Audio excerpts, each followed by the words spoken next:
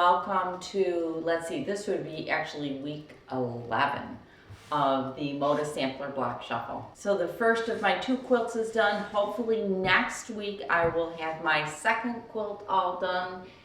And stay tuned to see exactly how it is that I put this one together. It's time to start working on the alternating blocks for the top of the quilt.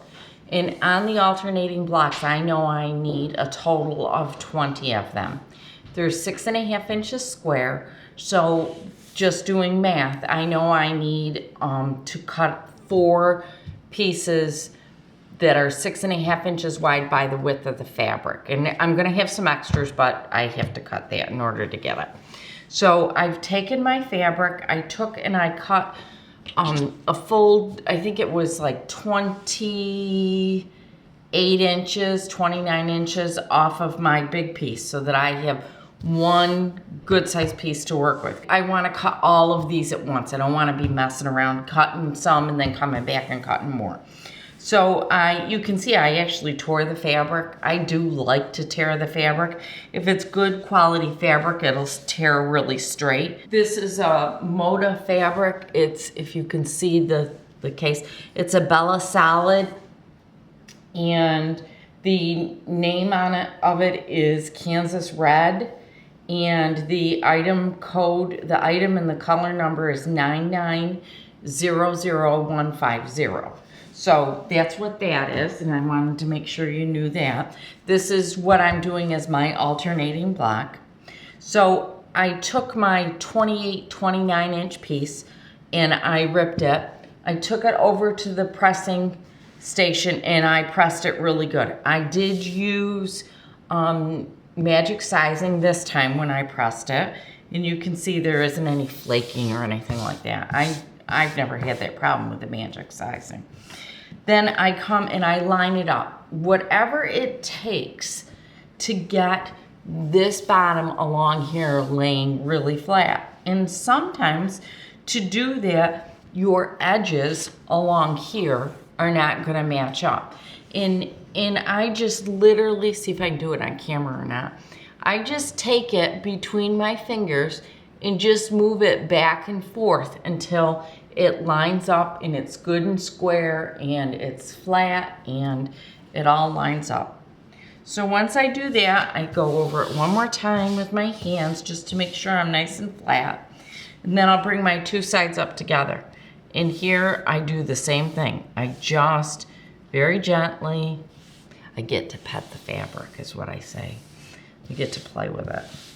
I just press it with my hands to make sure it's flat and I don't have any ridges or bumps. Then I take my board here and I use that as my initial guide.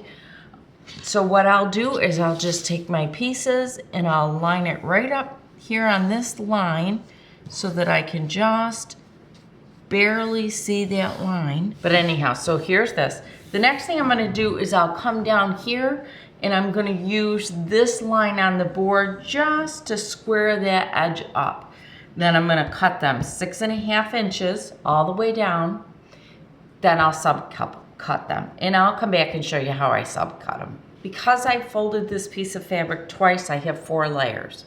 Because I have 4 layers, what I can do is actually take my 12.5 inch Creative Grids ruler and I can just lay this down and measure the fabric for 6.5 inches. And what I'm gonna do, if you can, I know it's tough to see it, I'll move it over here and just show you, is I'm gonna line up the bottom of the fabric because I know the fabric's square. It's on this board that I've already laid out, but I can line it up across the bottom here. I can double check across the top here and I'll just cut it my 6.5. I'm gonna do that 4 times. So how I'm gonna start putting this together is I'm gonna put these 3 blocks together. Then once these 3 are, then I'm gonna come down and I'm gonna put these, 5 blocks together. So normally when you sew a quilt together, you're going across these straight rows. Well, on this one, what we're gonna be doing is attaching it together diagonally. And we're gonna go all the way down. Once I get all of the pieces put together like this, then I'm going to come back and I'm going to attach the end pieces. Then I'll put the rows together. So first I put my pieced blocks with my setting blocks, then I'll start working on my corners, which make the point, or make the quilt straight. I think you can see what I'm doing here is I'm working on the quilt in a diagonal motion. So you can see here, this is actually row 4. I'm putting the quilt up on the design wall so that I can see what it looks like. And then I'm putting the blocks together. And as I put them together, I'm going to take them over and sew them. And then I'll bring them back to the design wall again. Lay them back out so that I make sure that I get them all lined up correctly.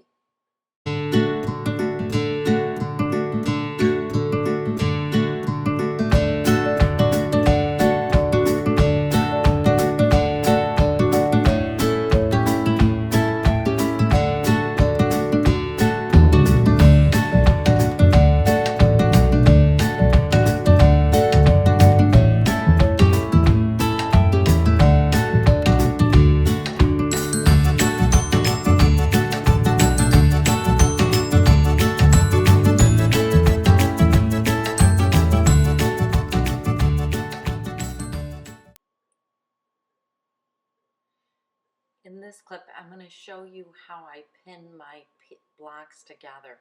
What I did was I pinned first to each side on each end. So you can see me doing the right corner first. And then what I'm going to do is I'm going to line up my left side. I'm going to pin that.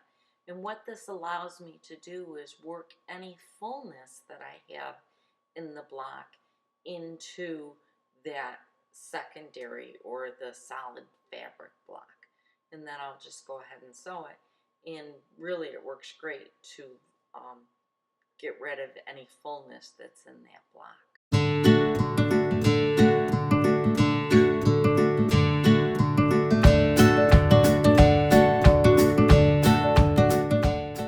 So I've started and I've gotten all of my rows put together. Quite honestly, it didn't take me that long to do.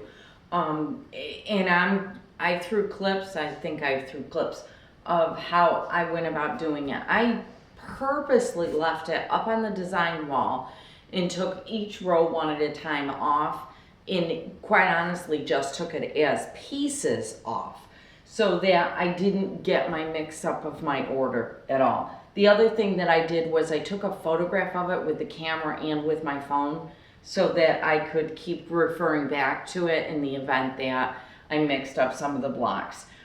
If you don't care where your blocks go, just throw it all together.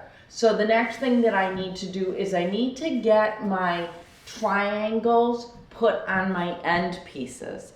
And again, just like how I put the strips together, I'm going to keep it up on the design wall. Because depending upon which way you need, because the quilt, depending upon how you set the triangle in this area, will depend upon the direction of the row. So what I need to do is make certain that I have it correct. The last 2 triangles I add are the ones on the bottom right corner for me and the top left corner for me. Those are the last 2, and then the last blocks I put on my 4 corner blocks. That's how I finish it up, is with the 4 corners. So I'm going to go back to my directions and find out what size it is that I need to cut these at, and then I will get those sewn on. Once those are sewn on, then I can start putting rows together. Once I get the rows all together, then it's time to measure for our flying geese border. So we're getting there.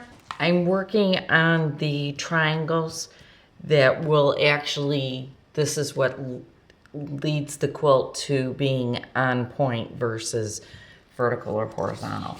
So what I've done to make life easy on myself is I took and I printed the 4th page out of the instructions. Here is, and then I took cut it out, and I'm taping it to the back of one of my rulers. I cut my strip 5 inches. The directions call for 4 7/8, but I did mine 5 inches. And I have 4 layers here. And what I'm going to do is just lay my triangle right here on the edge of my fabric. And I'm just gonna cut through all of them. I'm gonna do exactly what they said in the instructions. And I'm going to just rotate my ruler to each side and continue cutting. And I'm going to do that for my entire piece. And hopefully I will have enough. I'll start at this row and attach these to each other.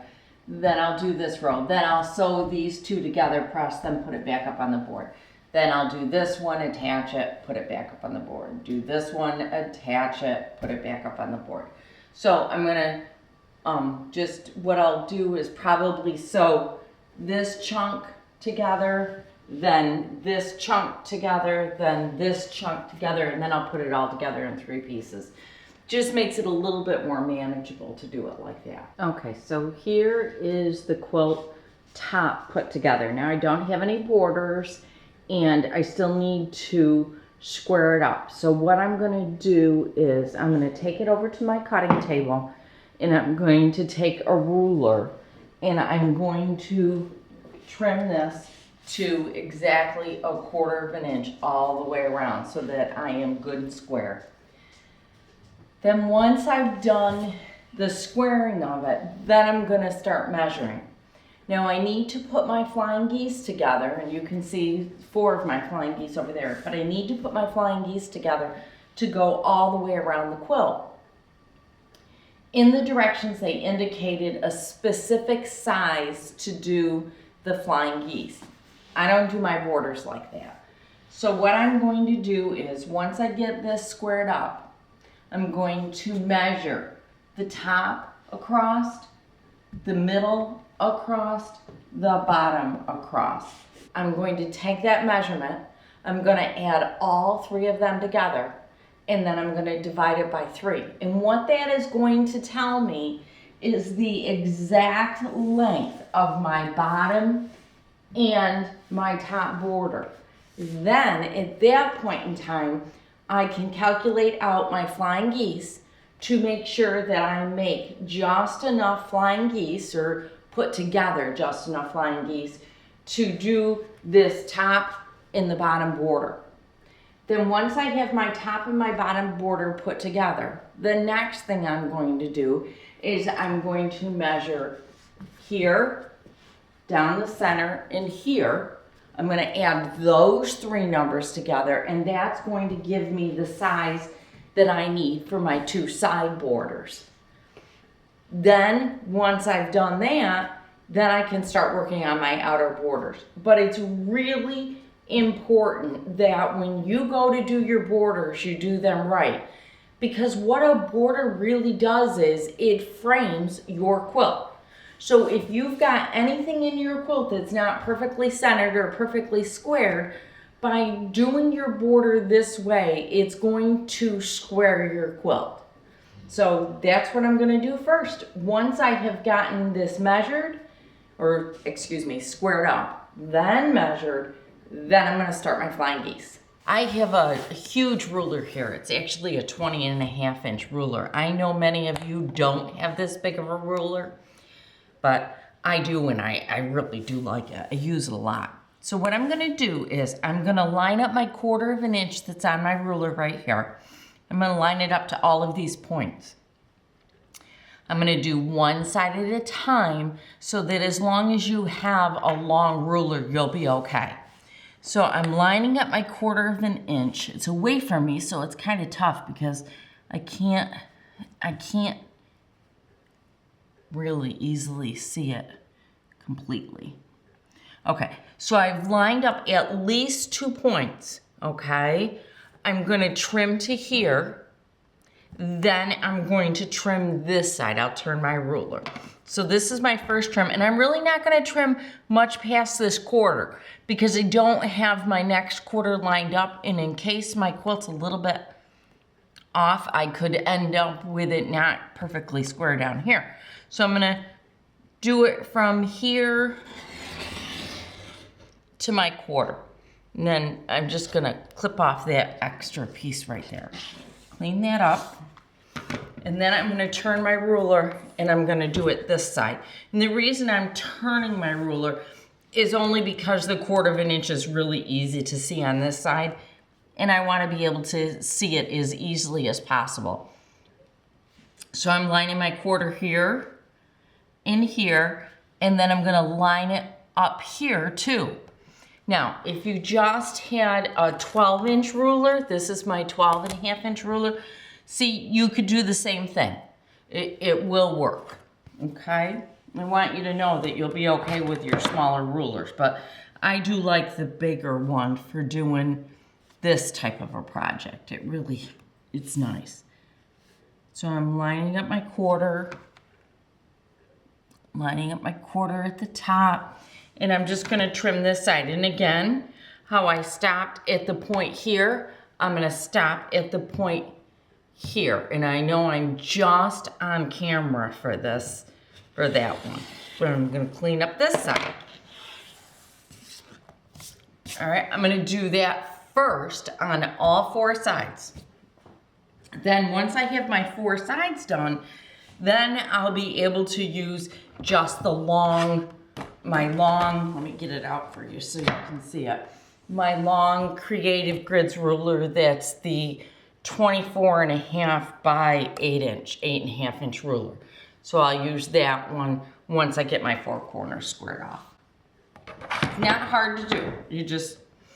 It's important to square it off though so that your quilt stays square. If you don't square it off, the quilt that you're starting with before you even begin to put your borders on isn't square or straight. So you wanna make sure that you do that step.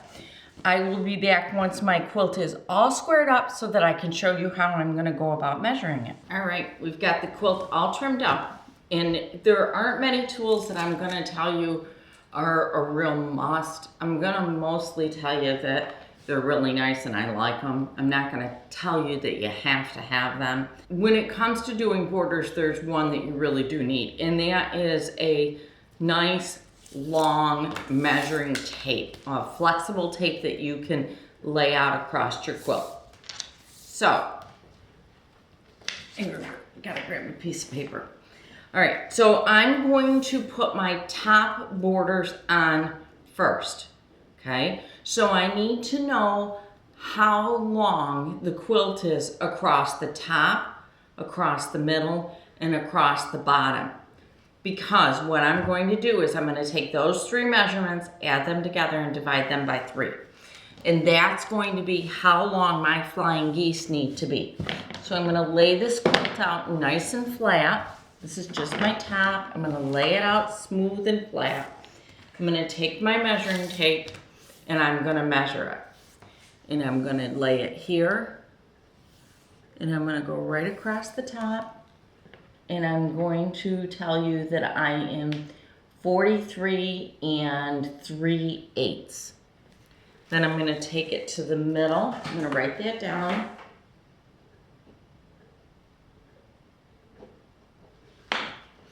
Now I'm going to go to the middle of my quilt.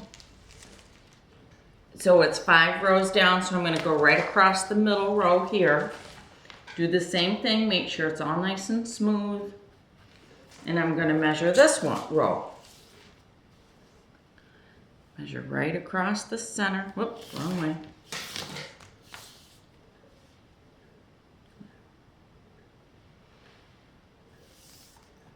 And on this one, I am 43.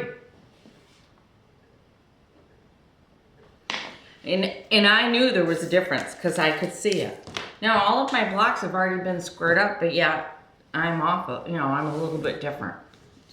That happens. That's what sewing's all about. Sometimes You know, you've got an exact 1/4 inch, sometimes you've got a chunky quarter, sometimes you've got a real thin 1/4 inch seam. So that's why it's so important that you measure it every single time. I don't care who wrote the pattern. I don't care what fabric designer or what fabric company wrote a pattern. If the pattern tells you to cut your borders X amount and attach them, do not do it. Measure your quilt, because your 1/4 is different than somebody else's 1/4. And it makes a big difference. So you just please don't do it. Do yourself a favor so that your borders are nice and square and straight. And this one, believe it or not, is 43 3/4. So I definitely am different all the way across. Okay, so now I'm gonna take my handy dandy calculator and I'm gonna add together 43.375, which is 43 3/8. And I'm gonna add 43 to that, and I'm gonna add 43.75, which is 43 3/4. Then I'm gonna divide that by 3, and I've come up with my border needs to be 43.375 inches long. So my next step is to take my flying geese border and measure that. That's how long mine needs to be. So I'm going to do that. Then once I've done that, I'm going to show you how I go about attaching that border to the quilt, so that if there is any fullness, or in my case, I do have fullness in one of them. My bottom is fuller than my top. So it's actually a full 1/2 inch that I've got to compensate for. So I'm going to show you how I'm going to compensate for that. So I'll meet you over at the sewing machine in just a minute and we'll get pinning, okay? Now it's time to attach my flying geese border, which I've measured out and I know is the right length, to my quilt. So you can see, or at least I hope you can see, I've put a bunch of pins in my quilt top, 3 of them to be exact. So what I did was I took my quilt top, I folded it in half and I found my center. Then I folded it in half again and found my center again. I did the exact same thing with my flying geese. So now what I'm going to do is I'm simply going to match up pin to pin, and I'm going to pin it in place. Pin to end, and I'm going to pin that in place. Then what I'm going to do is I'm going to find the center of these 2 points. I'm going to pin that. Then the center of these 2 points, pin that. I'm going to do that all the way down the top and the bottom of the quilt. And then I will sew a 1/4 inch. When I go to sew the 1/4 inch, I'm going to do it with the top of the quilt down and the flying geese up.